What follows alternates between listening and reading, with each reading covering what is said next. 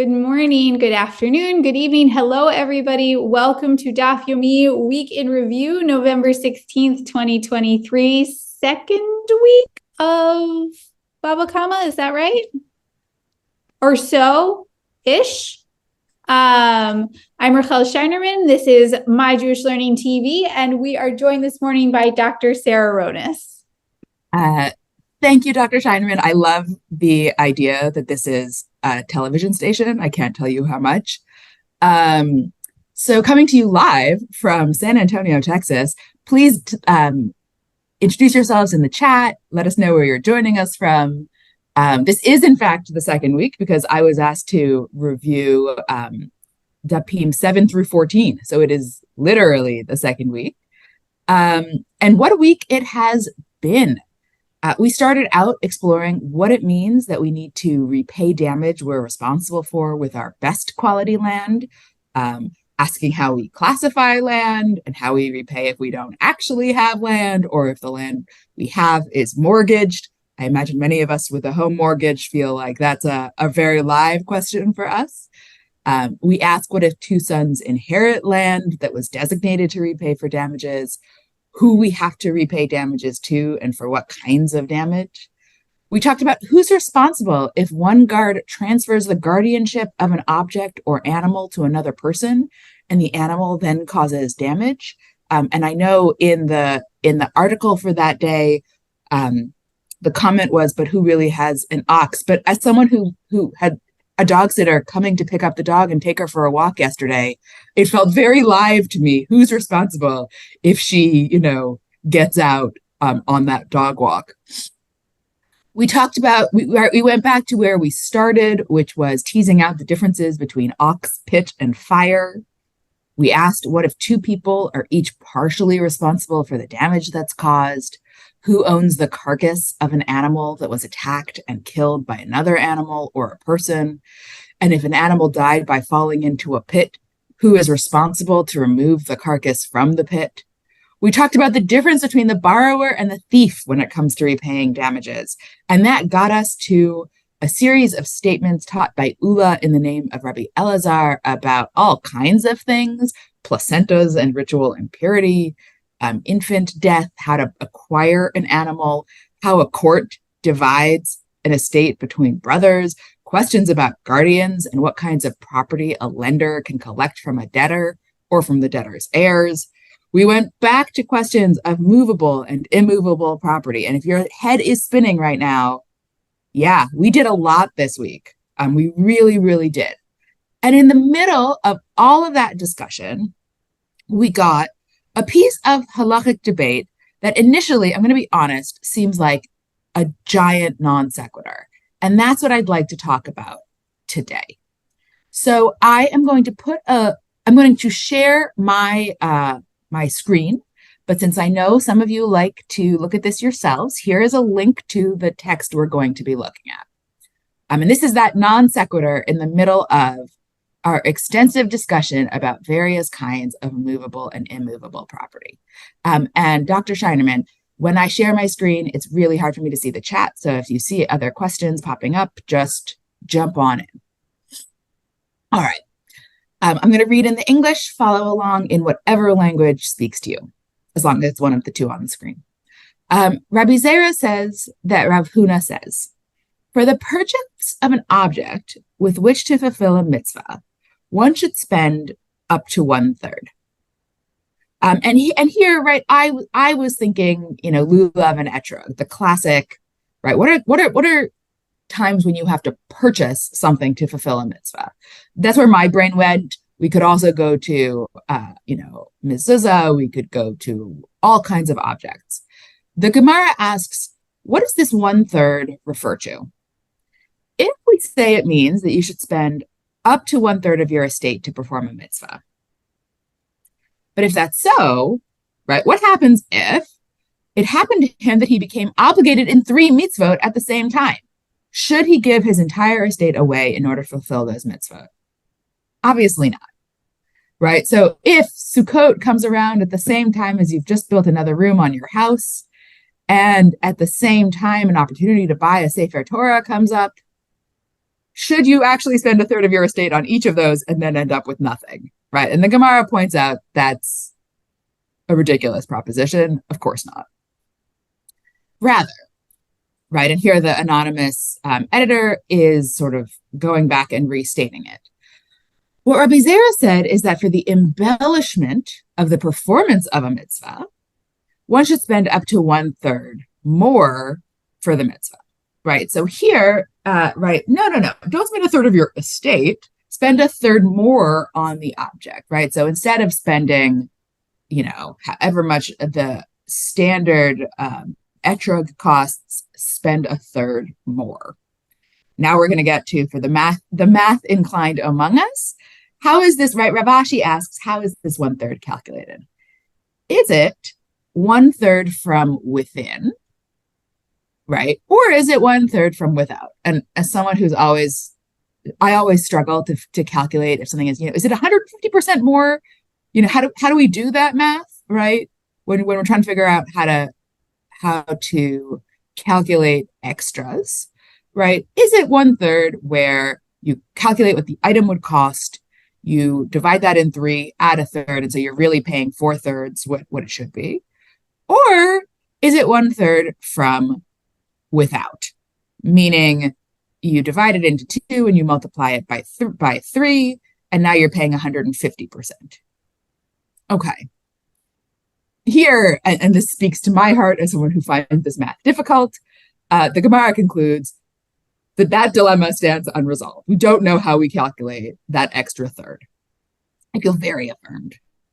So just for context, until now, what we've seen is that the Gemara and Rav Ashi is a rabbi who is a pretty big deal in Babylonia.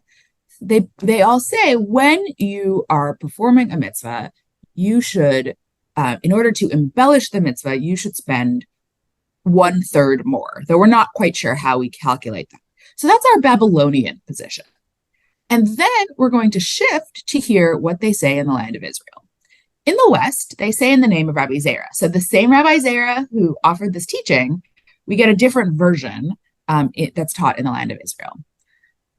And here it's actually quite different. Of the money that one spends on purchasing a more beautiful item, up to 1/3 comes from his own finances. So if you spend up to 1/3 more, that's your money, right? It was worth it. But from this point forward, any additional sum spent comes from the largesse of the Holy One, blessed be he, which here the Steinsaltz translation is following the medieval commentator Rashi. Rashi says if he spends more than that third, God will repay him that extra money in his own lifetime. So we're not talking, some future reward in a world to come, but like you spend that money now, God will make sure it comes back into your bank account. And that's a very different position than spend a third more versus spend as much as you want, but you'll only have lost a third. And so that's the tradition that we encountered on Daf 9. And it was particularly striking to me. I'm going to stop sharing now just so that I can see more of you. I intentionally went through all of the other things that Daf was teaching first this week because this seems really random. And on the one hand, I think we can say, well, right, like, why is this in the middle of the laws of damages? It's not connected to the laws of damages explicitly. Now, the through line of the tradition is that the previous tradition the Talmud was discussing was a tradition in the name of Rav Huna. And Rabbi Zera is offering this teaching in the name of Rav Huna. So we have a connection, Rav Huna to Rav Huna. But that's not the only tradition in the entire Talmud, which is in the name of Rav Huna, right? We could have attached this anywhere. And in fact, for those of you who've been doing Daf Yomi with us from the beginning, our initial conversation about what we owe to expand upon a mitzvah and embellish it is actually in Shabbat. So we did that, I don't know, a very long time ago at this point. So I think two things are true. One, it seems likely that the editors put this tradition here because of the connection between Rav Huna's.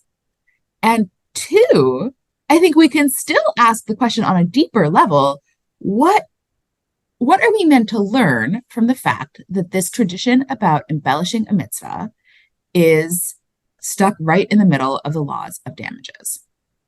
And I'm curious what you all make of that. So I'm seeing a couple of folks already in the chat. Lynn, you said that this seems like the prosperity gospel, right? You spend it and it will come back to you. And that's a complicated theological position. And it's one which I think you're right. On the one hand is fanciful in that it sort of builds on a particular understanding of faith. It can also lead to some real poverty. Or a real accumulation of wealth on the part of, right, as Janine points out, it might lead to quite the accumulation of wealth on the part of, for example, etrog sellers, right? If you should spend anything, right, what does that do to the market? I'd love to hear other thoughts. I see Claudette, your hand is up. Can we find a way to unmute Claudette? Hello, Rabbi. It's good to see you. I'm trying to work this out in my mind.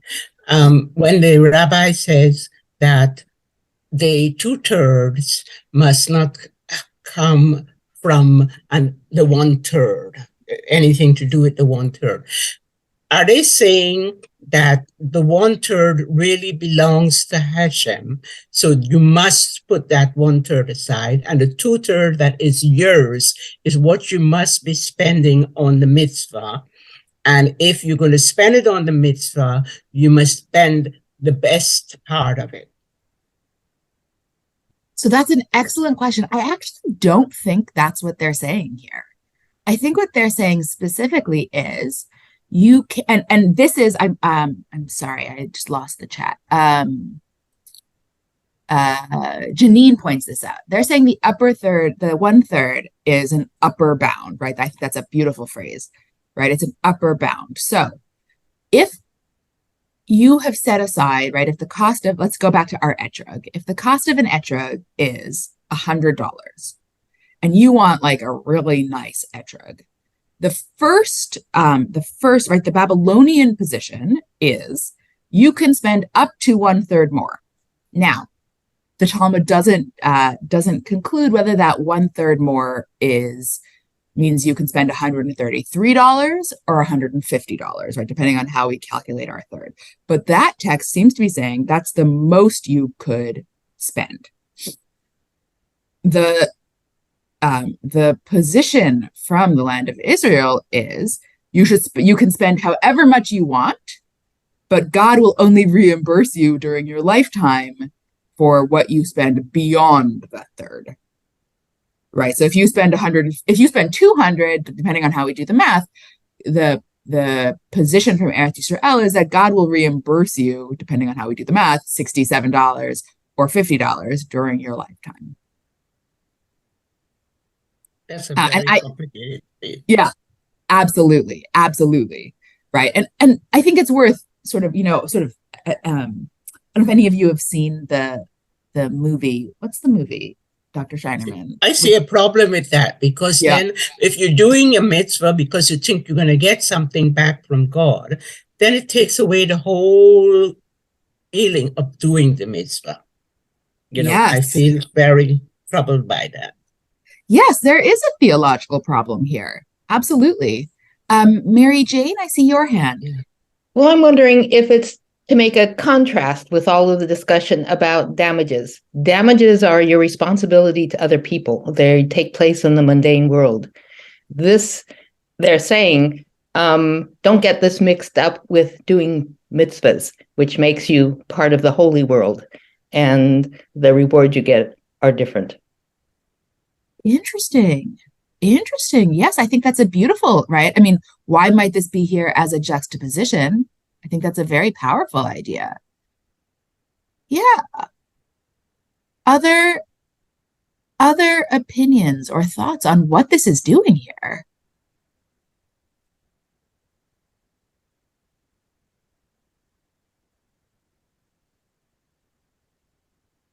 Anyone else? I'm just looking in the chat to see what I missed.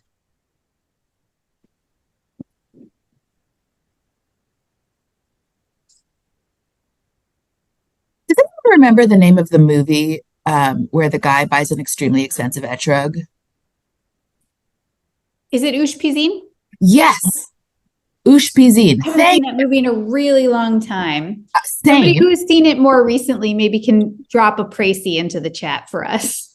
Yes, this is a movie where a man spends all of his money basically on an extremely expensive etrog without telling his wife, and there is let's just say shenanigans ensue. And I sort of think about that when I think about this discussion here, but I appreciate that Susan's comment notes, right? Susan, first of all, Mazel Tov on your new yad. But really also thinking, especially with ritual items, items for mitzvot that you're going to use a lot, is there a difference in quality and sustainability, length of use if we're spending something that's more expensive, right? It's not always the dramatic demonstration of faith in God. Sometimes it's a question about practical concerns. Yeah, let's hear from maybe two more people. I see Robert Starr's hand. Yeah, so I mean, this whole tractate is about, the damages, and you get it thinking, well, it's I own this, you own that. Is this inserted in there to remind us that it all comes from God? They said that's the traditional view. Yeah, I mean, what's interesting is I think even the more extreme position of the land of Israel is that actually it's not, right? God only reimburses you more than that third. That in fact the rest of it comes from you, right? I think it's it up. Yeah.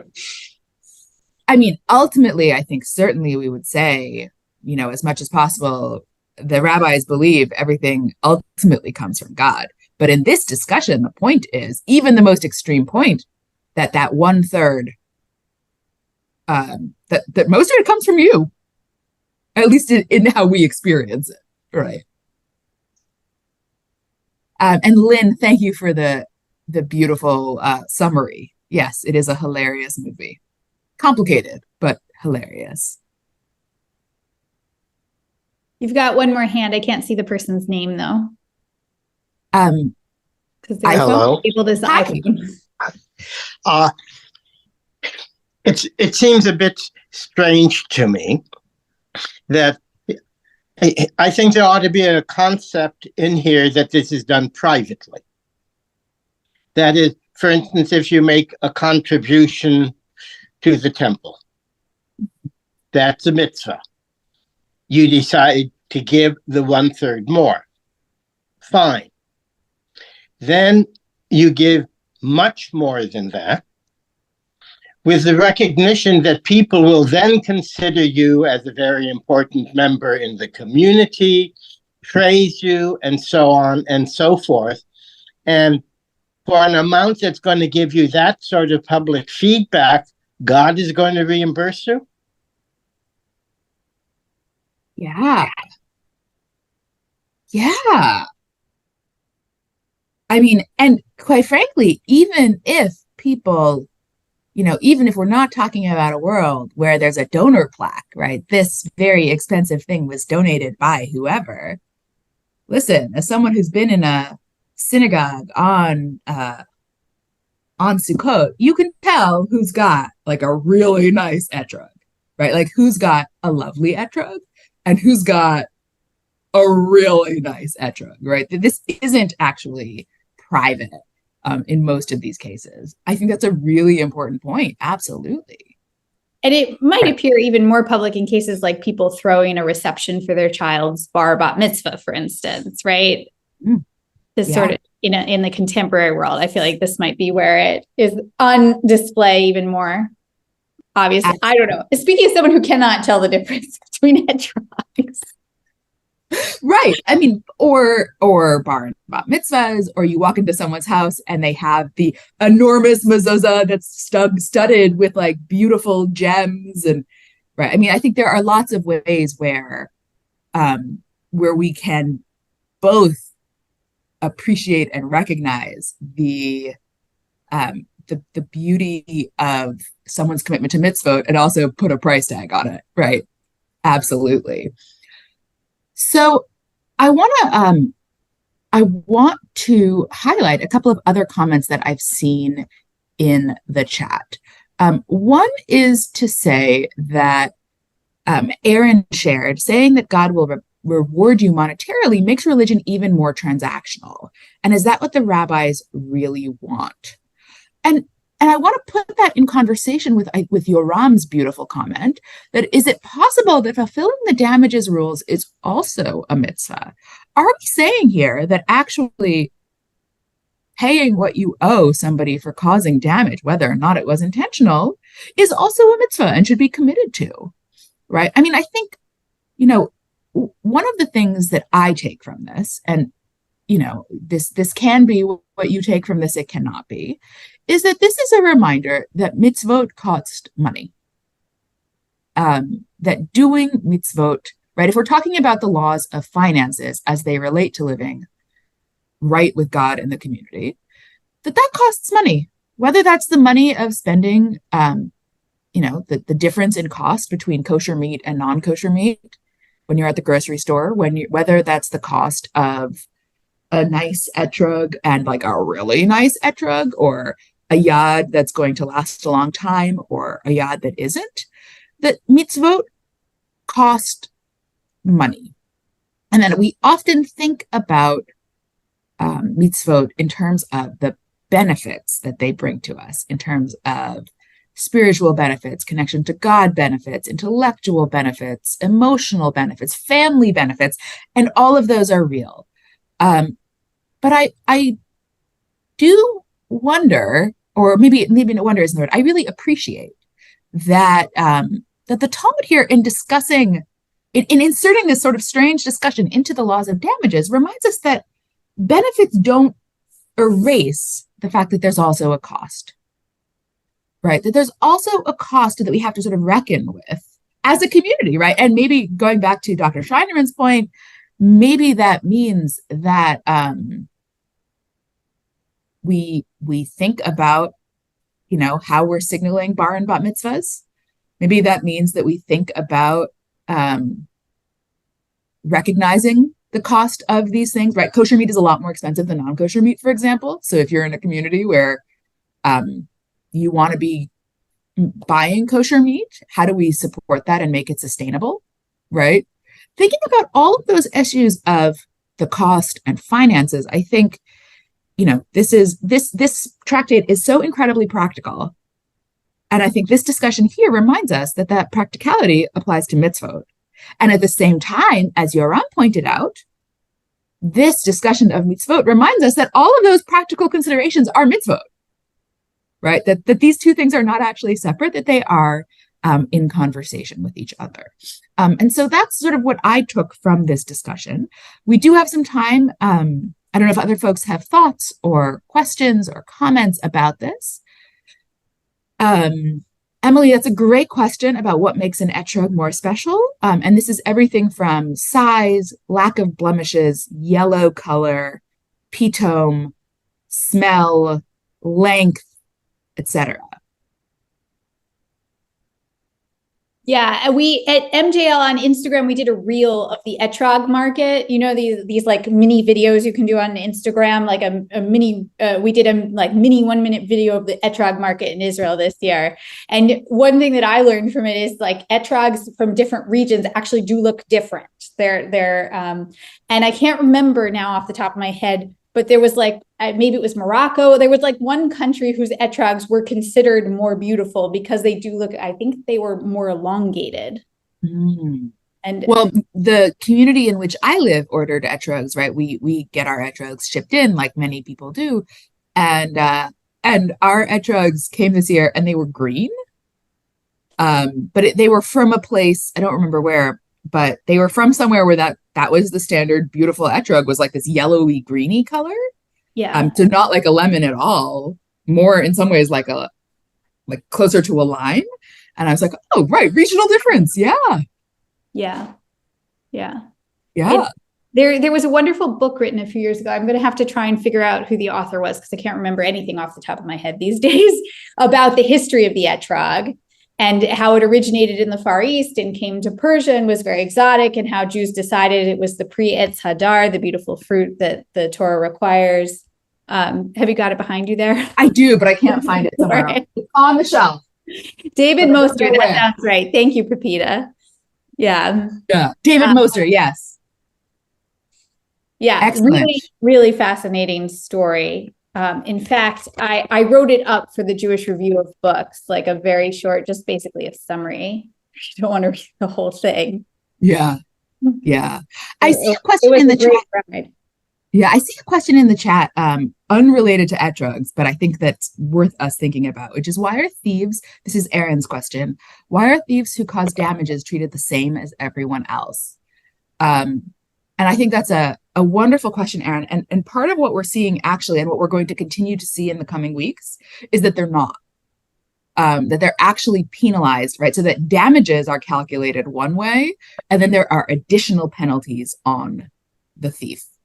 So right now we're talking about how damages are calculated. And what we're going to see is that actually how damages are calculated for thieves is different from how damages are calculated for, let's say, a borrower.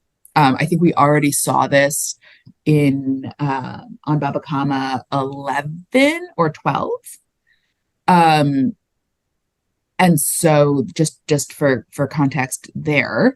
But we're going to see there are both differences in how damages are calculated, and there are differences in how additional penalties are then put on a thief. I see another question here. Janine asked, what's going on with not paying back debts to Gentiles?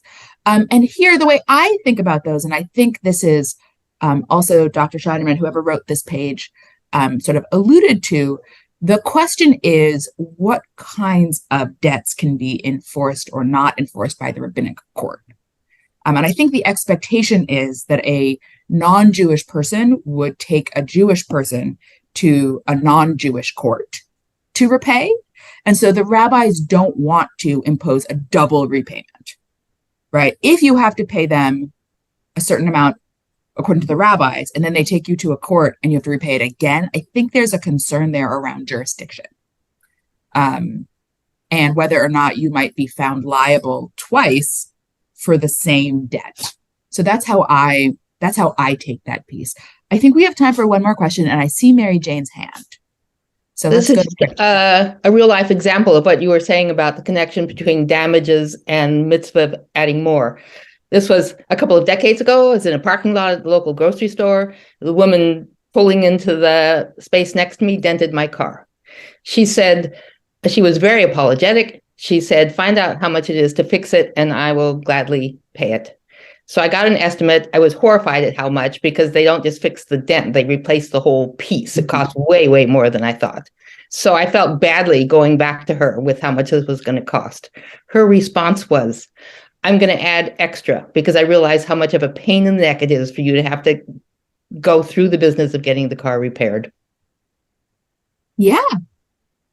And think about, I can only imagine how lovely that felt for you. Both the fact that you now were going to have the damages covered, but also that this other person recognized the effort, right? Her accident, right? Because it was an accident, right? The kinds of stresses, both emotional and physical, that does to the person who has to fix their car, right? Absolutely. That's a beautiful example. And thus, frankly, I remember this incident 20 years later for her kindness and grace. Yeah. And quite frankly, I cannot think of a better place to end our conversation this week, with an encouragement to go out and just recognize, the stresses and the difficulties, and also how we can make a real impact by seeing that for other people. Yeah, beautiful. So with that, I will wish you all a lovely week of learning the Daf. And I look forward to seeing you at some other point. Thank Bye, you everyone. so much. Just a quick reminder to the group that we are off next week because it is American Thanksgiving. So our office is closed. And so we will see you in 2 weeks for the next installment of this class. But of course, your inbox will be filled every morning as it is. Good to see you all. Thank you, Dr. Onis. Thank you all for the interesting questions and comments, and we'll see you soon. Bye.